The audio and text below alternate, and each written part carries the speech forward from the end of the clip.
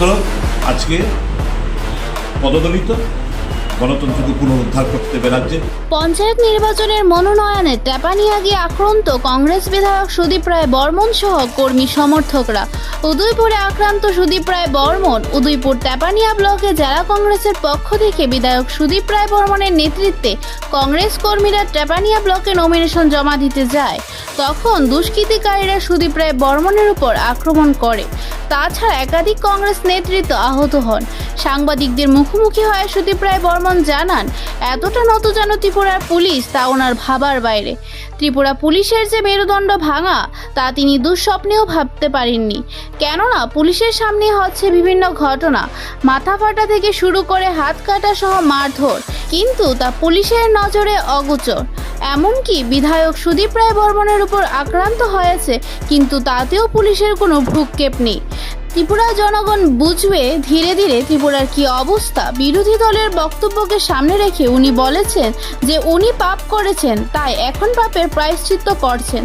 সারাটা জীবন বাম পার্টির বিরুদ্ধে থাকার দরুন এখন এই জায়গায় ওনার বলতে দ্বিধা নেই যে বিজেপির তুলনায় বাম অর্থাৎ সিপিএম অনেক ভালো। আমি এসপিকেও দোষ দিই না, কিন্তু এতটা নতজানু হয়ে যাবে ত্রিপুরার পুলিশ, কলারপাত্র রাষ্ট্রপতি কলারপাত্র পুলিশ,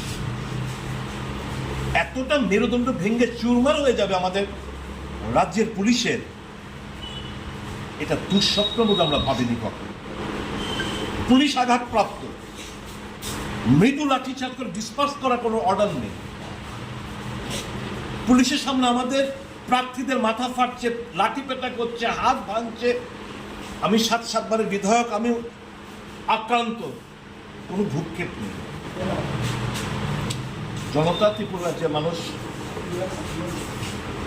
বিচার করবে, বিবেচনা করবে কাদেরকে আমরা এনে বসিয়েছি। আমি করেছি, পাপ করেছি, পাপের প্রায়শ্চিত্ত এখন করছি।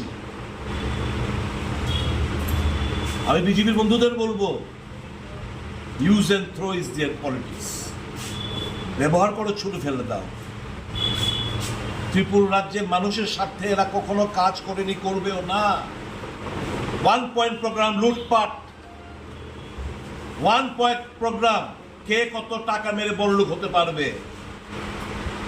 সারাটা জীবন বামফ্রন্টের বিরুদ্ধে লড়াই করে গেছি। আজকে এই জায়গায় আমি বলতে দ্বিধা নেই, যদি কম্পেয়ার করি সিপিএম ভার্সেস বিজেপি রাজত্ব, আমি নির্দ্বিধায় জোর গলায় বলবো CPM regime was much better then the BJP regime. উৎখাত করুন এদের গণতান্ত্রিক পদ্ধতিতে। আমি আক্রান্ত, আমার দলের লোকরা আক্রান্ত, আমার জেলা সভাপতি আক্রান্ত, মহিলা ক্যান্ডিডেট আক্রান্ত। রাজনীতি করে হতেই পারে, লড়াইতে মানুষ যে আক্রান্ত, তার বিরুদ্ধে লড়াই করতে গিয়ে আজকে আমরা আক্রান্ত। সবাই মিলে ভয় পাই না। কেউ যদি ভেবে থাকে এই সমস্ত অশ্রাব্য গালাগাল করে, ইট পাটকেল ছুঁড়ে, মাথা ফাটিয়ে, হাত ভেঙে আমাকে বারংবার ইনজোর্ড করে আমরা পিছুপা হয়ে যাব, নেবার। লড়াই সমান তালে চলবে, চিহ্নিত করে রাখছি।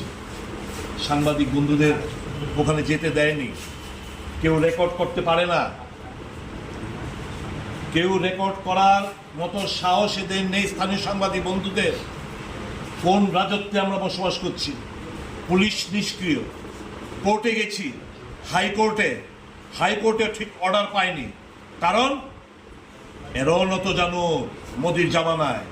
পুলিশ নত জানো, জুডিশিয়ারি নত জানো, মিডিয়া নত জানো, তাহলে গণতন্ত্র 4টি এক্সিকিউটিভ নত জানো। 4টি স্তম্ভ গুড়িয়ে দেওয়া হয়েছে। তো আজকে পদদলিত গণতন্ত্রকে পুনরুদ্ধার করতে হবে রাজ্যে। সকল অংশের মানুষের সহযোগিতা চাইছে। ওনারা মানুষের কল্যাণের জন্য কাজ করছেন, তাই বিরোধী দলের কোনো কথা বা কোনো ইট পাটকেল বা কোনো মারধরই ওনাদের থামাতে পারবেন না। ব্যুরো রিপোর্ট, প্রতিদিন ত্রিপুরা।